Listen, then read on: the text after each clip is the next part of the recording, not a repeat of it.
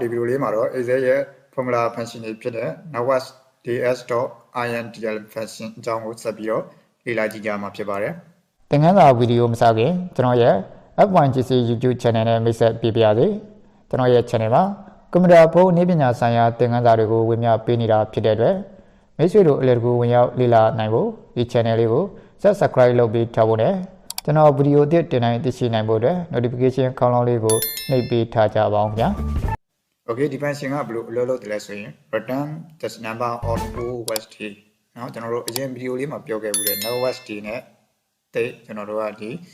မကွဲဘူးเนาะလောလောပုံချင်းဆင်ကျူတယ်เนาะအလုပ်လုပ်တဲ့ရက်အားလုံးကိုအရေးအတွက်ကို return ပြန်ပေးတယ်ဖော်ထုတ်ပေးတယ်เนาะပြပေးတယ် between two date နှစ်ခုကြာကเนาะအဲ့တော့ဒီ networkdays.intl ဘယ်လိုခြားနာသွားလဲဆိုရင် with custom weekend parameter เนาะကျွန်တော်တို့ဒီစနေတနင်္ဂနွေပိတ်ရမဟုတ်ဖဲနဲ့เนาะကျွန်တော်တို့ဒီအဖွဲ့အစည်းတွေကနေပြီးတော့ကုမ္ပဏီတွေကနေပြီးသတ်မှတ်ပေးထားတယ်ကျွန်တော်တို့ random စနေနေ့ပဲပိတ်တယ်တနင်္ဂနွေနေ့ပဲပိတ်တယ်စိုက်တဲ့ပြင်ပိတ်ရက်ဒီစနေတနင်္ဂနွေမဟုတ်ဖဲနဲ့เนาะတခြားကျွန်တော်တို့တောက်ကြစနေမျိုးเนาะတနင်္ဂနွေတနင်္လာမျိုးဒါမှမဟုတ်တနင်္ဂနွေတနင်္လာအင်္ဂါဗုဒ္ဓဖူးမျိုးဗုဒ္ဓဖူးကြာသပတေးမျိုးစိုက်တဲ့ပြင်ဗုဒ္ဓဖူးနေ့ပဲပိတ်တယ်ကြာသပတေးနေ့ပဲပိတ်တယ်ဆိုတော့အဖွဲ့အစည်းတွေအတွက်เนาะကျွန်တော်တို့ကလုံးလုံးရမယ့်ရက်တွေเนาะအလုပ်ဖွင့်ရက်တွေကိုသိချင်တဲ့အခါမျိုးမှာကျွန်တော်တို့က networkdays.intl function ကိုအသုံးပြုလို့ရပါတယ်။အဲ့တော့ဒီမှာကျွန်တော်မြန်မာလိုလေးလည်းရေးပြထားတယ်။လာတလသုံးပုံနှစ်တစ်နှစ်အတွင်းရှိစနေတနင်္ဂနွေပိတ်ရက်မဟုတ်ပဲเนาะစနေတနင်္ဂနွေပိတ်တာမဟုတ်ပဲねပေါ့ဗျ။အခြားပိတ်ရက်များဖြစ်နေမယ်ဆိုရင်အလုပ်လုပ်ရမည့်ရက်စုစုပေါင်းသိရှိရအသုံးပြုနိုင်တယ်။เนาะအဲ့တော့စနေတနင်္ဂနွေမဟုတ်ပဲပိတ်ရက်များဒီအောက်ပါတိုင်းဖြစ်ပါကအသုံးပြုရမည်ဆိုပြီးတော့ကျွန်တော်ဒီမှာ data form လေးတစ်ခုရေးပြထားတယ်เนาะ weekend stem မှာเนาะကျွန်တော်တို့ကဒါ formula ရေးတဲ့အခါမှာသုံးမှာ1 2 3 4 5 6 9 8เนาะရှင်းမှာပါဦး sorry ကျွန်တော်ဒီပေးထားတဲ့ weekend number တွေကိုကျွန်တော်တို့အသုံးပြုပြเนาะ17 12 13 14 15 16 19ဆိုပြီးတော့ကျွန်တော်တို့ဒီမှာနောက်မှာကဒီ1ဆိုရင်เนาะကျွန်တော်တို့ကစနေတနင်္ဂနွေပိတ်တယ်เนาะ1ဆိုတာစနေတနင်္ဂနွေပိတ်တာ2ဆိုရင်ကျွန်တော်တို့ဒီ Sunday Monday ပိတ်တယ်တနင်္ဂနွေတနင်္လာပိတ်တာ3ဆိုရင်တနင်္လာအင်္ဂါပိတ်တာ4ဆိုရင်ကျွန်တော်တို့ကအင်္ဂါဗုဒ္ဓဖူးပိတ်တယ်เนาะအဲ့လိုပဲ5ဆိုရင်ဗုဒ္ဓဖူးကြာသပတေးပိတ်တယ်6ဆိုရင်ကျွန်တော်ကြာသပတေးတောက်ကြပိတ်တယ်7ဆိုရင်တောက်ကြစနေပိတ်တယ်เนาะဒါဒီကိုယ့်ရဲ့ဒီအလုံးလုံးတဲ့ကုမ္ပဏီတွေပေါ်မှာမူတည်ပြီးတော့အဖွဲ့အစည်းတွေပေါ်မှာမူတည်ပြီးတော့ပိတ်ရက်တွေဆိုတာရှိတယ်เนาะတမတ်ထက်ကျွန်တော်စနေတနင်္ဂနွေကြီးပိတ်နေတာမဟုတ်ဘူးအဲ့တော့ကျွန်တော်တချို့ကြတော့တပတ်မှာ1ရက်ပဲပိတ်တယ်တနင်္ဂနွေနေ့ပဲအဲဆိုရင်7เนาะ7ဆိုရင်ကျွန်တော်တို့ဒီတနင်္လာ73ဆိုရင်အင်္ဂါ14ဆိုရင်ဗုဒ္ဓဖူး15ဆိုရင်ကြာသပတေး16ဆိုရင်တောက်ချ19ဆိုရင်စနေစိုက်တဲ့ပြเนาะဒီမှာဒီရက်လေးတွေပဲပိတ်တယ်ဆိုရင်ဒီတွေကတစ်ခုခုနဲ့ကိုက်နေရဆိုရင်လောက်ရမယ့်ရက်တွေကိုသိချင်တဲ့အခါမှာအခုကျွန်တော်တို့အပေါ်ပြောခဲ့တဲ့ networkdays.intl function ကိုကျွန်တော်တို့အသုံးပြုပြရမှာဖြစ်ပါတယ်အဲ့တော့ formula ကเนาะညီမချင်း networkdays.intl static ရှိမယ် end ရှိမယ်ပြီးမှကျွန်တော်တို့က weekend ပဲရှိတယ်။နောက် weekend ဆိုတာကအခုကျွန်တော်တို့ဒီမှာ weekend number နောက်ဒါတွေကိုရေးထည့်ပေးရမှာဖြစ်တယ်။ကျွန်တော်တို့ကုမ္ပဏီကနေပိတ်တဲ့เนาะကျွန်တော်တို့ဒီပိတ်ရက်တွေပေါ်မှာတည်ပြီးတော့ဒီ number တွေရိုက်ထည့်ပေးရမယ် weekend ဆိုတာเนาะနောက်တစ်ခုကကျွန်တော်တို့ကဒီ holidays ဆိုပြီးတော့ဒီအရင် video တုန်းကပြောခဲ့ဘူးလေကျွန်တော် holiday ရေးတဲ့နေ့တိုင်းရေးရမှာဖြစ်တယ်။အဲ့တော့ weekend တွင်အထက်ပါဇယားမှာအခုကျွန်တော်တို့အပေါ်မှာဖော်ပြထားတဲ့ဇယားရှိတယ်။เนาะတရားလေးကိုသိချကြည့်လိုက်ပါနောက်နံပါတ်စင်လေးโอเคအခုထပ်ပါစီကနံပါတ်ဒီ၎င်းနံပါတ်ဒီဆို weekend နံပါတ်ဒီတော့၎င်းတော့ test string ဖြစ်တော့၎င်းဖော်ပြနိုင်တယ်เนาะ string ရေးနည်းကတော့ကျွန်တော်တို့ဒီ open เนาะ close စတဲ့ပြင်ဒီထဲမှာထည့်ပေးရမှာဖြစ်တယ် holiday ဒီတရချင်းထည့်နိုင်လို့เนาะကျွန်တော်အရင်ဗီဒီယိုမှာလည်းပြောခဲ့ဘူးပြက်ကြိတ်တစ်နေ့တွင်ခြားပေးရအားလုံးဇာတ်တွေဖော်ပြရင်းထည့်ယူနိုင်တယ်เนาะဟုတ်ပြီအဲ့တော့ exam ကျွန်တော်တို့စမ်းသပ်ကြည့်မယ်เนาะအဲ့ဒါမှစမ်းသပ်ကြည့်မယ်ဆိုတော့ကျွန်တော်တို့ကဒီ12လပိုင်းအတွင်းကိုကျွန်တော်တို့ဒီအလုပ်ဖွင့်ရတွက်ကြည့်အောင်เนาะကျွန်တော်တို့ဒီ1ရက်12လ2020ကနေကျွန်တော်31ရက်12လ2020เนาะကျွန်တော်ဒါတွေကို date function နဲ့ရေးထားတယ်ဘာလို့လဲဆိုမှန်မှန်ကန်ကန်ကျွန်တော်တို့ formula အသုံးချလို့ရအောင်ဒီ formula ပေါင်းမှာ date နဲ့ကျွန်တော်တို့ပြထားတယ် date function ဆိုတာကတော့ကျွန်တော်ဒီအရင် video တွေတင်နေတဲ့မှာကျွန်တော် date function အသုံးပြုနည်းကိုကျွန်တော်တို့ရေးသားနည်းတွေကိုကျွန်တော်ဒီပြောပြခဲ့ပူပါတယ်เนาะအဲ့တော့ဒီ video လေးမှာလည်းတွားရပြီးတော့ကျွန်တော်လေ့လာကြည့်လို့ရပါတယ်โอเคအဲ့တော့ကျွန်တော်တို့ static and เนาะအလုပ်လုပ်တဲ့ရက်เนาะဒါကကျွန်တော်တို့ကဒီ တရက်12လကနေပြီးတော့30ရက်12လအထိကျွန်တော်တို့ဒီကဲမင်းတို့လောက်လို့ရမယ်เนาะအဲ့ဒီမှာဘယ်နှစ်ရက်ကိုကလောက်လို့ရက်ကဘယ်နှစ်ရက်ရှိတယ်ကိုအတွက်ပိတ်ရက်ဘယ်နှစ်ရက်ရှိတယ်ဆိုတာကိုကျွန်တော်တို့သိကျင်တဲ့အခါမျိုးမှာကိုကျွန်တော်တို့ပြောတယ်ကျွန်တော်ဒီ Networkdays.intl function ကိုအသုံးပြုလို့ရပါတယ်အဲ့တော့ဂျားထဲမှာကျွန်တော်တို့ပိတ်ရက်တစ်ခုရှိတယ် holiday ပိတ်ရက်ပေါ့နော်ဘာလဲဆိုတော့ဒါက Christmas နေ့เนาะကျွန်တော် Christmas နေ့မှာကျွန်တော်တို့ဒီဒါကတစ်ဘာလုံးမှာရှိရကျွန်တော်တို့ရုံးနေเนาะကျွန်တော်တို့အဖွဲ့အစည်းတွေကအားလုံးပိတ်ဖြစ်ပါတယ်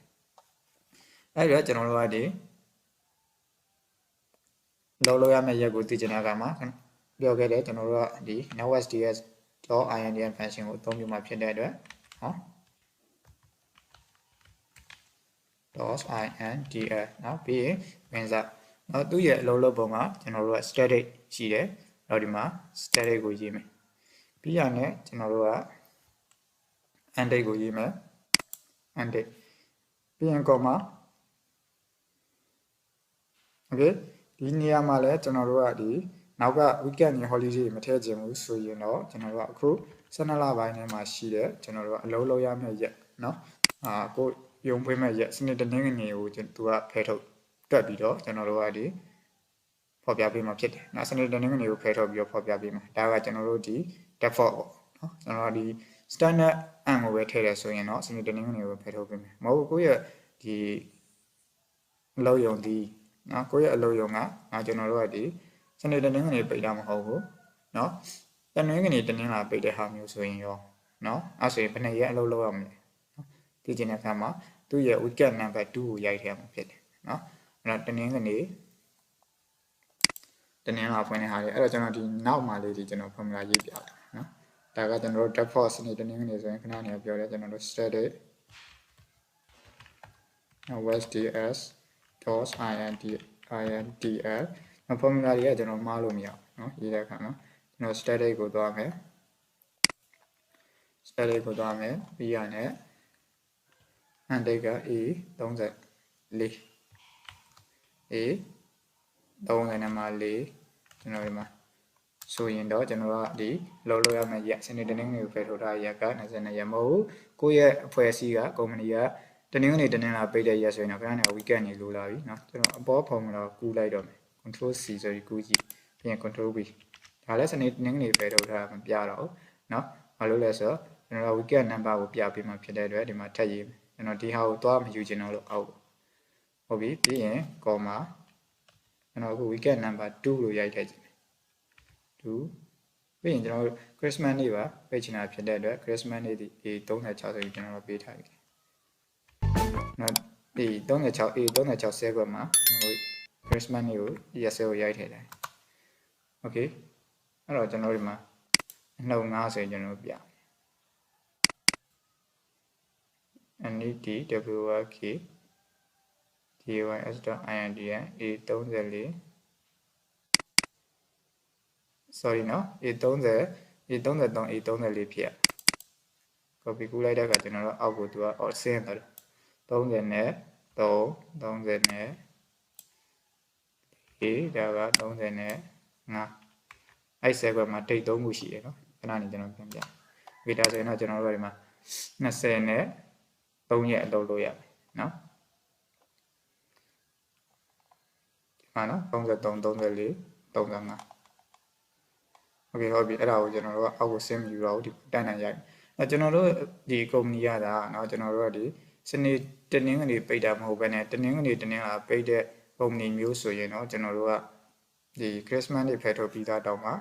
เนาะကျွန်တော်တို့က23ရက်အလုပ်လုပ်ရမယ့်ရက်ရှိတယ်เนาะ12လပိုင်းတွင်ယခုကျွန်တော်တို့12လပိုင်းနဲ့ဆိုရင်23ရက်အလုပ်လုပ်ရเนาะအဲ့တော့အလုပ်လုပ်ရတဲ့ရက်တွေဟာကုမ္ပဏီတစ်ခုနဲ့တစ်ခုအဖွဲ့အစည်းတစ်ခုနဲ့တစ်ခုရုံးတရုံးနဲ့တရုံးတူချင်မှတူလိမ့်ကိုယ့်ရဲ့ပိတ်ရက်ပုံမှန်မူတည်ပြီးတော့အလုပ်လုပ်ရမယ့်ရက်တွေကွဲပြားသွားတယ်။ Okay ဟုတ်ပြီတကယ်လို့တနင်္လာရင်ကပိတ်တဲ့အဖွဲ့အစည်းဆိုရင်ရေးကြည့်မယ် Networkdays.intl နော် A33 A34 ဒါ static ending အတွက်ရေးနေရနော် A33 A34 ပြီးရင် A35 sorry ကျွန်တော်တို့က number 3ကိုရေးမယ် number 3, A35 ကျွန်တော်တို့ဒီ formula ရဲ့ range တွေကအကုန်မှန်နေရအစဉ်တိုင်းပဲကျွန်တော်ရေးပြပါဒီဒါဆိုရင်တော့သူကတော့ဒီတနင်္လာအင်္ဂါပိတ်တဲ့ ဟာဒီဆိုရင်တော့ကျွန်တော်တို့ဒီ22ရက်အလုပ်လုပ်ရနော်အဲ့လိုပြပေးမယ်โอเคဟုတ်ပြီအဲ့တော့ကျွန်တော်တို့ကဒါတခြားတွေကဒီ number လေးတွေပြမျိုးကျွန်တော်တို့ထည့်ကြည့်နော်โอเคတကယ်လို့ကျွန်တော်တို့စနေတရက်ထဲပိတ်တယ်နော်ကိုယ့်ရဲ့လောကစနေတရက်ထဲပိတ်တယ်တနင်္ဂနွေတရက်ထဲပိတ်တဲ့အားမျိုးတွေဆိုရင်ရောရပါတယ်သူ့ရဲ့ဒီ weekend number တွေတော့မှန်အောင်ရေးဖို့လိုတယ်မှတ်ထားဖို့လိုတယ်เนาะဒီ weekend number လေးတွေเนาะစာရတဲ့ဖြင့် weekend number ဘယ်နေ့ပိတ်တဲ့ဟာဆိုရင် weekend number ဘယ်လောက်ကိုသုံးရမလဲเนาะအင်္ဂါနေ့ဆို weekend number 73ကိုသုံးရမယ်စာရဒီ number တွေလွဲလို့မရဘူးเนาะအဲ့ကိုရဲ့ရုံကတနင်္ဂနွေတကူပဲပိတ်တာဆိုရင်12လပိုင်းနဲ့ကိုအလောလောရမယ့်ရက်ဘယ်နှစ်ရက်ရှိလဲကြည့်တွက်ကြည့်မယ် wsds.intl function ကျွန်တော်တို့ a34 a33, a34,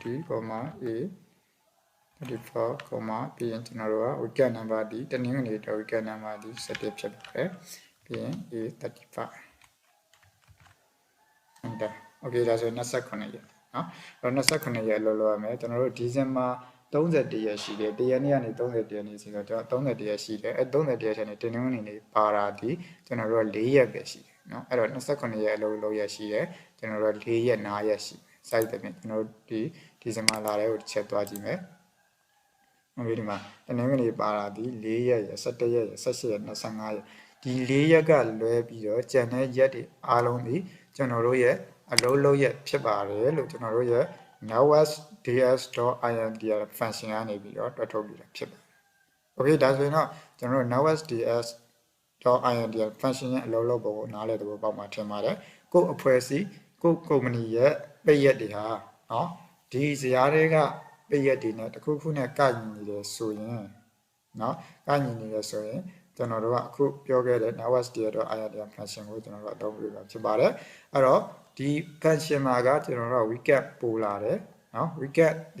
weekend number တွေကိုရိုက်ထည့်ပြီးလို့ရပါတယ်အဲ့တော့ကျွန်တော်တို့ကဒီအခုမြင်တွေ့နေရတဲ့ဇာတ်လေးကိုကျွန်တော်တို့ကဒါသိဖို့လိုပါတယ်เนาะ number တွေလွှဲတာနဲ့ကိုယ့်ရဲ့ပိတ်ရက်တွေကလွှဲသွားနိုင်ပါတယ်เนาะအဲ့တော့ကျွန်တော်တို့ဒီမှာအောက်မှာတော့တူတူပါပဲမှတ်ချက်ကတော့เนาะ formula မှာ standard date and date ကိုသုံးထားမယ်ဆိုရင်ရလာကစနေတနင်္ဂနွေနေ့ကိုဖယ်ထုတ်ပြီးကျန်တဲ့ရက်စုစုပေါင်းဖော်ပြပေးမယ်တကယ်လို့မဟုတ်ကိုယ့်ရဲ့ပိတ်ရက်တွေကเนาะအခြားစနေတနင်္ဂနွေနေ့တွေဖြစ်မဟုတ်ဘဲနဲ့အခြားနေ့တွေဖြစ်နေမယ်ဆိုရင်เนาะ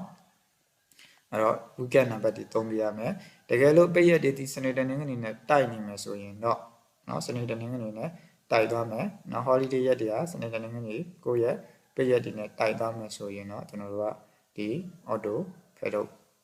ပြီးသားထဲမှာပါတော့မှာဖြစ်ပါတယ်ဒါကတော့ကျွန်တော်တို့เนาะ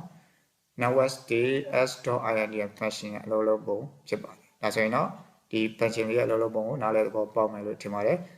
ကျွန်တော်ဒီဗီဒီယိုလေးကိုဒီလောက်နဲ့ရနာမှာဖြစ်ပါတယ်ကျွန်တော်ရဲ့ဗီဒီယိုလေးကိုအဆုံးထိကြည့်ရှုပေးခဲ့ကြတဲ့အတွက်အားလုံးကိုကျေးဇူးတင်ပါတယ်နောက်မှာလည်းကျွန်တော်ဗီဒီယိုအသစ်တင်နိုင်သိရှိနိုင်ဖို့အတွက်ကျွန်တော်ရဲ့ channel လေးကို subscribe လုပ်ပေးထားဖို့နဲ့ notification ခေါင်းလေးကိုနှိပ်ပေးထားဖို့တောင်းဆိုချင်ပါတယ်